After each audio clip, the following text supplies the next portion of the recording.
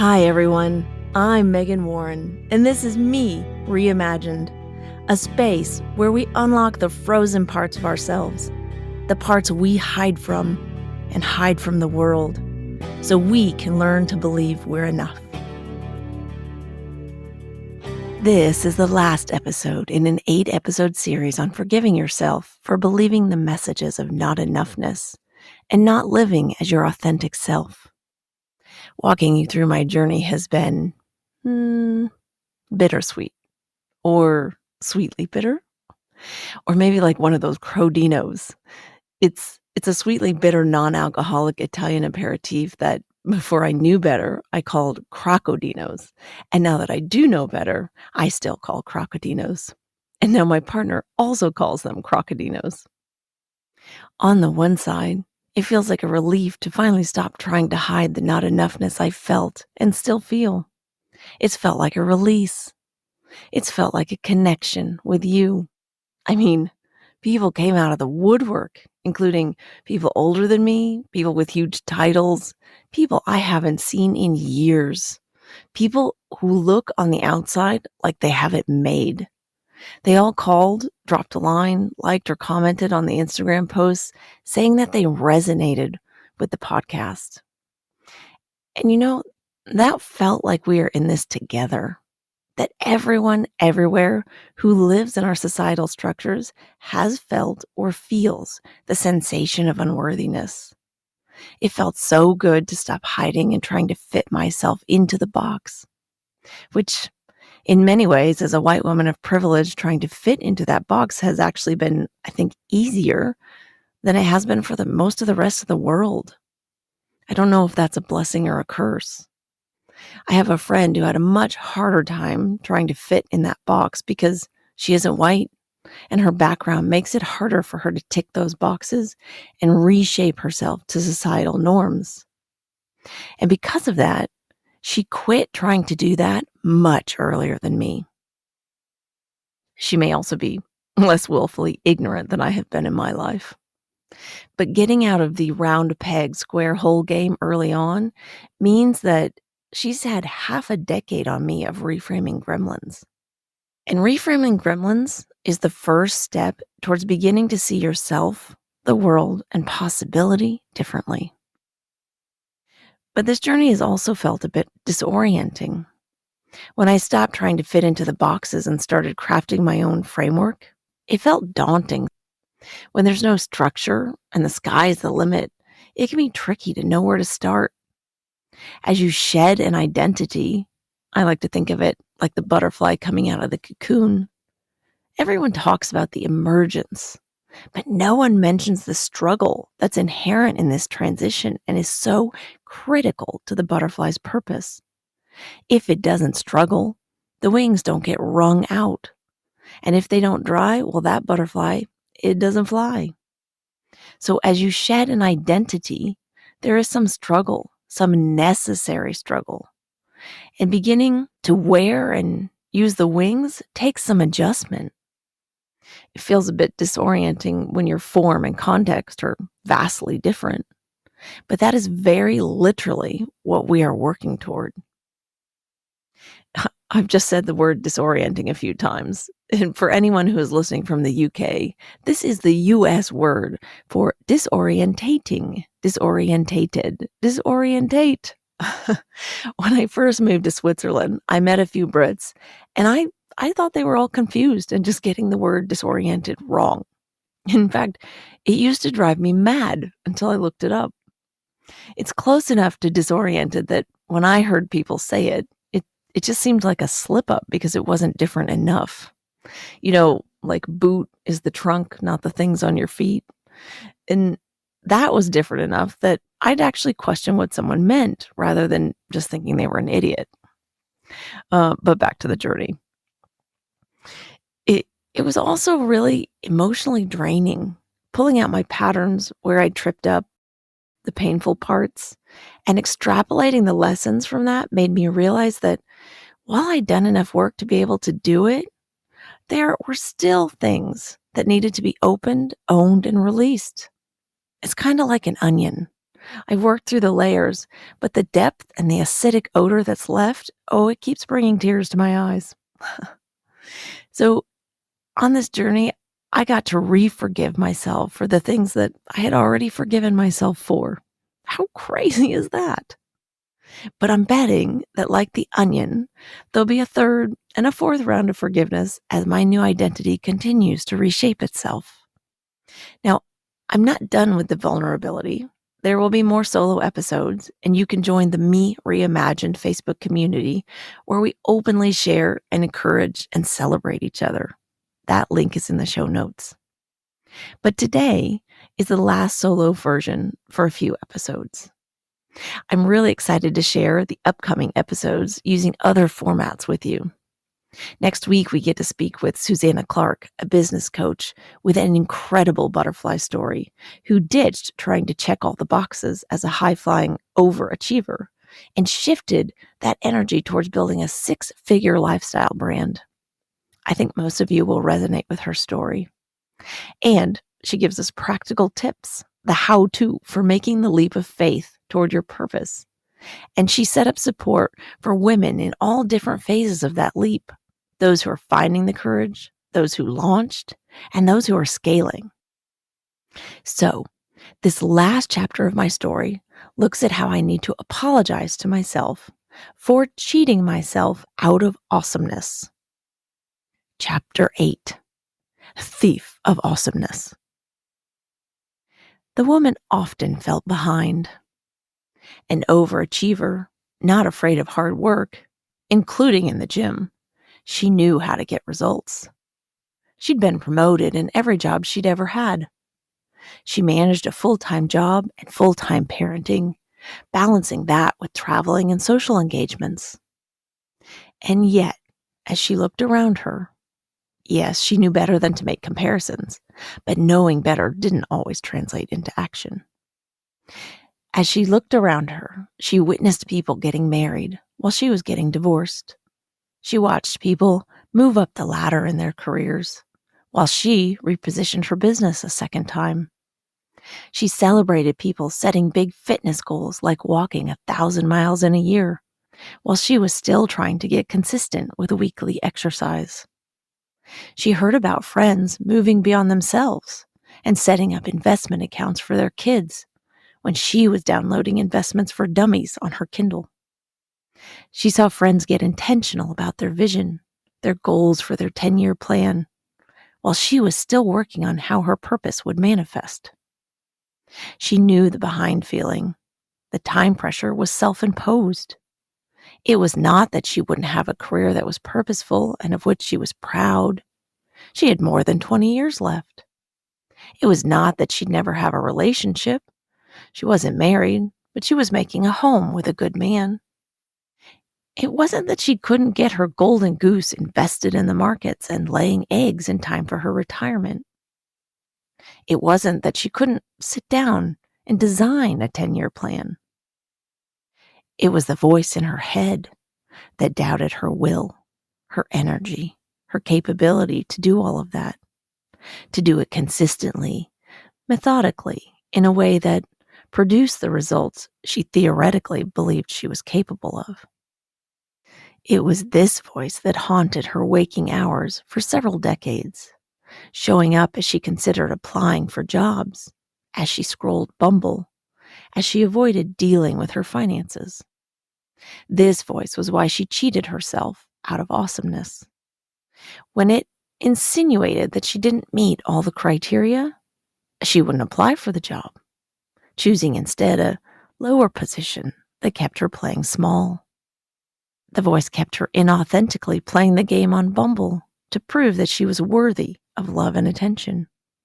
Its insidious whisper that she was clueless and disorganized with money made her put off looking at her bank account, as if there was safety in ignorance.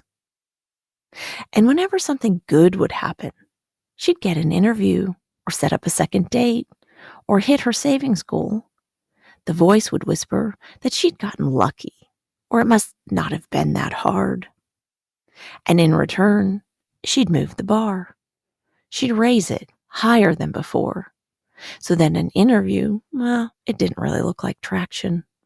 A second date would no longer seem like possibility because the bar told her that was not a solid indicator that things were progressing well. She thought cranking the bar up kept her improving, striving to better herself.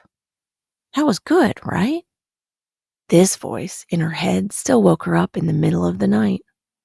Its wet, emphysematous voice sat thickly on her chest, draining her lungs of air. It told her that she wasn't doing it right. And it wasn't just any one thing. It was all things. It wasn't just money and investments that she was messing up. She hadn't been able to get traction in her business. She wasn't running that right either. And she was a terrible mother. Her son wasn't learning autonomy. The family wasn't bonding as well as she wished. She hadn't set up savings accounts for the kids. She didn't own a home yet. She hadn't created a nest. Her 10-year plan wasn't even a current priority, which meant that her whole life was going down the drain. She would wake up gasping, noticing how shallow her breathing was. Flushing hot with shame, she'd throw off the covers, only to pull them on again a minute later as the draft from the open window met her bare legs. She didn't feel safe, even in bed. As she turned that around in her mind the next morning, flipping the parts about like a Rubik's Cube, trying to line them up until they made some sort of sense, she realized that externally, nothing had really changed. Her sense of safety changed. It dipped and rose, but that wasn't based on external metrics that were significantly different. Her home, her relationship, her family, her business, her finances, her courses, her activities were all approximately somewhat the same. The changes in each were incremental. So why did she feel so unsafe when there was no event that changed her perception? What caused her perception to shift so dramatically? It hit her that the voice, rather than an event in her life, was the source of the insecurity. It was the thing that changed. When it was quiet, she felt relatively safe. She wondered if the voice would ever stop. Why was the voice still accompanying her? She'd named it and spent half a decade reframing its messages. What was it still doing here? A row on her mental Rubik's Cube lined up when she realized that the voice was there to protect her.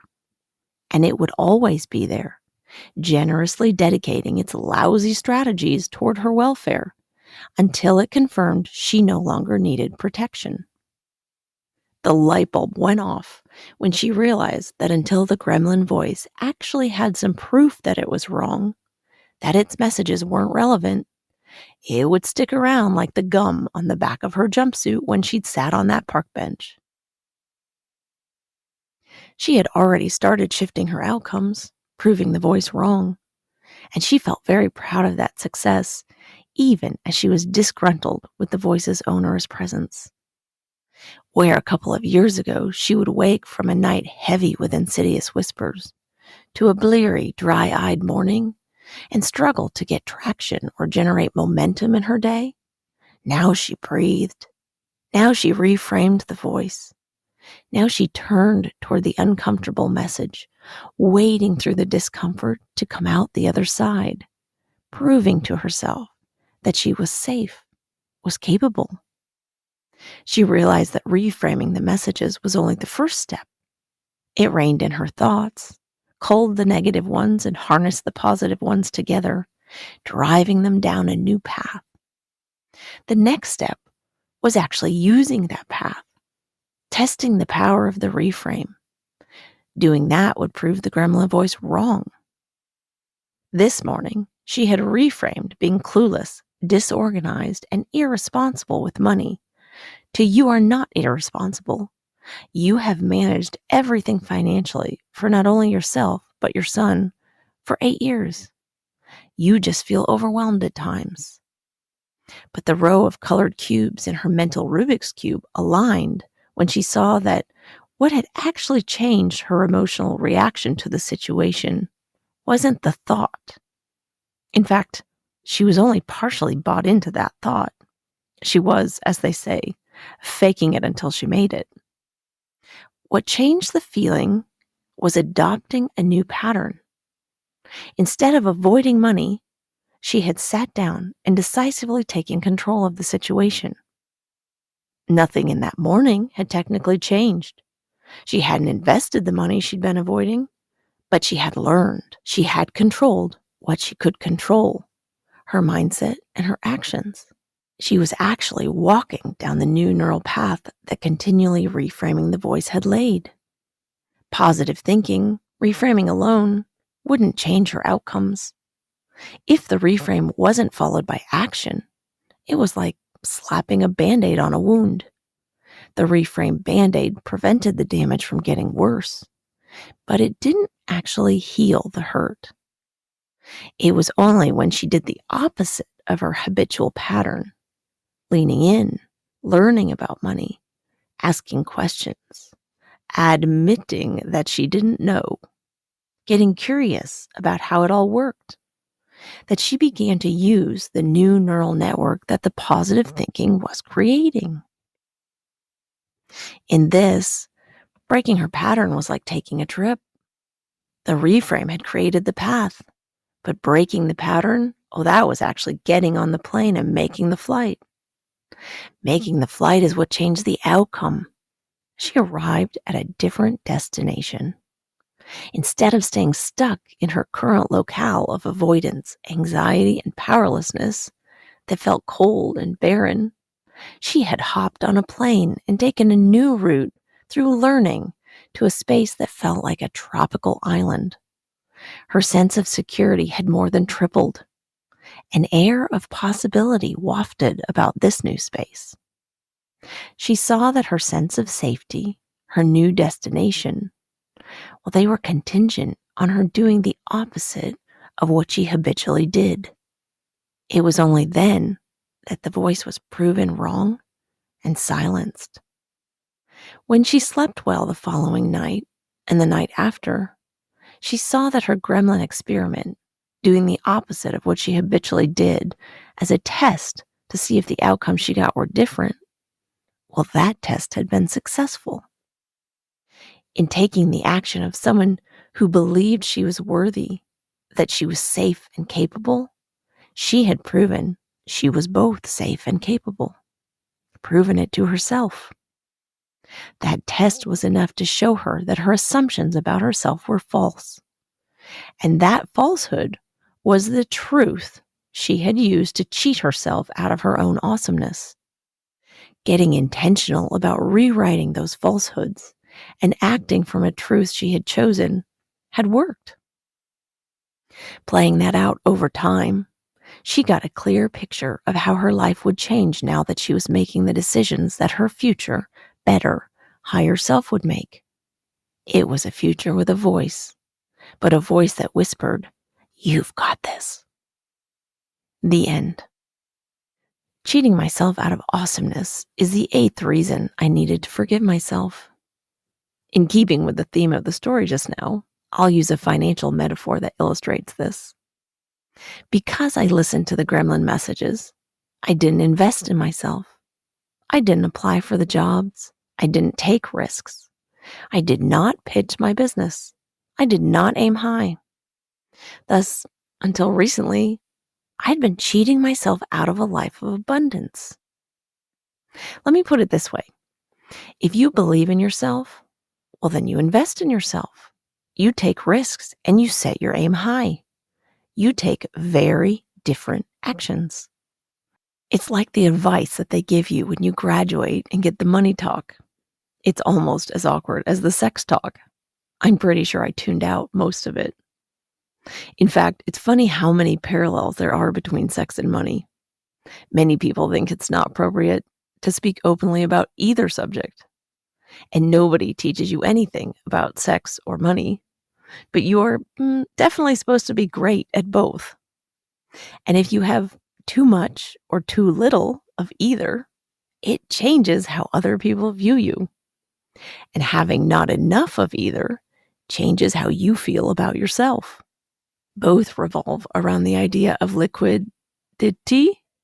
Okay, I'll stop there. But the point is that if you believe in yourself, you invest on a regular basis. You set up a very different portfolio than if you don't believe in yourself. Small investments over a long period of time, well, that equals big gains. Let's stop for a moment and play that back. If in all areas of life where you don't feel enough, you had run this reframe and test 15 to 20 years ago and kept at it, how exponentially different would these areas be? But beyond simply cheating myself out of awesomeness, I also need to forgive myself for actively setting myself up for failure. Because whenever I'd get traction, whenever I'd invest in myself a little and start building something, I'd move the goalposts. So even if I had saved money, gotten a call back for an interview, or been invited to go to the movies, because I constantly shifted the bar, the feeling that continually accompanied me was unworthiness. That belief in my unworthiness meant that I never sat down and really received the outcomes I created or achieved. After achieving something, if I wasn't moving the bar, I simply said, "What next?" And, of course, I never celebrated these outcomes because I didn't want to seem like I was bragging or big-headed. How familiar does that all sound, right? In those decades, no matter what I achieved, after a very short thrill, the only emotion that was constantly present was shame about not being enough. Now I look back in incredulity. How is it possible that I didn't celebrate getting promoted at every job I had? How did I not use that as evidence that I was enough, that I was intelligent? How many of you listening have the same story, just with different examples? Where are you letting unworthiness keep you playing small and cheat you out of awesomeness? Where in your life is not enoughness derailing what you aim for? Where is it swamping your ability to accept and receive all that you are and are doing? How transportable are your goalposts? Do you constantly shift them back, keeping that bar just high enough that you never quite make it over? If you answered yes to any of those, or if you simply avoided the question, "Oh, yes, I see you all out there," then you owe yourself an apology. And you owe yourself a commitment to reframing and testing and to cementing those goalposts and to celebrating when you sail through them. So you have two pieces of homework today. Oh, yes, homework. We are all students on this lifelong journey. And this homework is going to help you show up, speak up, and play big. This homework is going to help you prove to yourself that you are enough. This homework is going to help you change your outcomes, literally change them. And this homework is going to help you make better decisions that are in line with what matters to you and who you authentically are. And the best part, it's going to be fun. For those of you driving or not near a pen, I've outlined this process in the show notes so you can have a look at these instructions later. So, I want you to sit down and write out 5 messages of enoughness to replace your current messages of unworthiness. If this is the first time you've listened to this podcast or you haven't had time to do the Gremlin exercise, you might want to take a minute to get clear on what your not enough messages are first. I'll put a link to that worksheet in the show notes. Then, every day for 5 minutes in the morning and before bed, so we're talking 10 minutes, you will read these messages. After you read them, you close your eyes and you imagine yourself as a person who is those messages, a person who is capable, intelligent, deserving, lovable, or whatever you are not enough of. When you do this, if it's hard to make that leap, I mean, you've been seeing yourself as someone who's not smart enough or capable enough for so long that it can feel like you're making it up. It is sometimes useful to begin by imagining yourself as a child. It's harder to look at a child and judge that they're not enough. You were born enough and grew up to be you. So you are enough. You didn't lose those things along the way. You just lost a connection to them. Now, whether you picture yourself as an adult or a child, try to make an emotional connection to the scenes. Feel the rush of warmth and the pride in yourself. And if you don't believe this, and you're not able to feel it in the beginning, do it anyway. Commit to a 30-day plan. I mean, how much would you invest if you knew that you could buy feeling better about yourself? This is the same thing, only it's not money that you're investing. It's focus and energy. Now, there are 2 more parts to this homework. So we have 10 minutes, 5 minutes in the morning, 5 minutes at night, where you are replacing your current messages with messages of enoughness and worthiness, and you are picturing that. You're getting a very visceral, emotional connection to yourself as that person.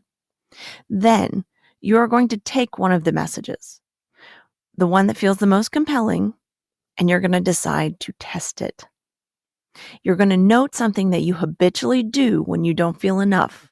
Like when I felt clueless and irresponsible about money, I just avoided anything to do with it, full stop. So you find that thing and you do the opposite. Decide what it is in advance. Pick something doable. I'm not suggesting that you run a marathon. I am suggesting you exercise. So you see the difference here, right? And then when that thing happens, I want you to run your test. Remember, it's one instance. You are doing an experiment to see what happens if you do the opposite of what you normally do, if you respond as a person who feels enough. And lastly, the last part is when you need to make a decision in these 30 days, especially if you feel indecisive, I want you to commit to reading these messages, making the emotional connection, and I definitely recommend dancing it out to your favorite song after you do that. And then only after you've done this do you make a decision. Now pay attention here. When you settle on your decision after having read these, does it feel expansive or constrictive? If it's constrictive, go back to the messages and dancing as many times as needed. Listen to the constriction. Use the resistance in your favor. It will help you make a better decision. Now, if the decision after doing this feels expansive, but is way outside of your comfort zone, sit down and think through, is there a bridge step that you could take toward that decision? Okay, we've covered a lot.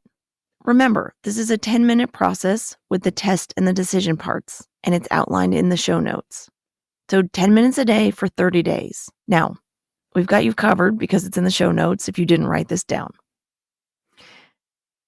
Today, I feel grateful that I saw the absolute wild joy of my dog Chica when we were out walking in the forest. It is love for life in motion. I am also grateful I met a man named Bernard. Bernard has had some health challenges. After brain surgery, he had to learn to walk and talk and feed himself again. He had to start over. And now he's done all of that, but life is still a daily challenge, and everything he does takes more effort and more time. But I see that same love of life in him, even after the brain tumor, barely able to make himself understood. He finished his PhD. He moved to Switzerland. He walks daily, which is where I met him. His journey and his perseverance show the power of the human spirit, and they fill me with such hope. This podcast is sponsored by Megan Warren Coaching. Every client I've ever had is working on not enoughness, and it is such a joy to witness their transformation, to see that internal struggle subside, to see them get in contact with who they are, what they want, and accept that they are enough. And to see them make big changes in their life, whether it's a career shift, making the leap from playing small to playing big, or learning to intentionally direct their life, learning to make values-based decisions that honor them rather than what they feel they should want. If you are working on feeling worthy and showing up authentically, on reorienting your life from a space of abundance and values, on making more aligned decisions without the anxiety, and you are stuck, or maybe you just want a partner or someone to hold space and witness, use the Calendly link in the show notes to schedule a free discovery call. I'd love to hear your story. If you found this episode interesting or useful, there are 3 low-effort, high-impact ways you can support us. First, rate the podcast. Leave us some stars. Second, follow the podcast. Get updates when new episodes drop. And lastly, share it with a friend who might need to hear that they are amazing. Send them the link to the podcast and let them know that you see them, that you see that they are doing their best, and that's enough. You can find all episodes of Me Reimagined on Apple, Spotify, YouTube, or wherever you get your podcasts. And if you leave a voice note or a comment, I'll reply. With love, until next time. You do not carry this all alone. No, you do not carry this all alone. This is way too big for you to carry this on your own. So you do not carry this all alone.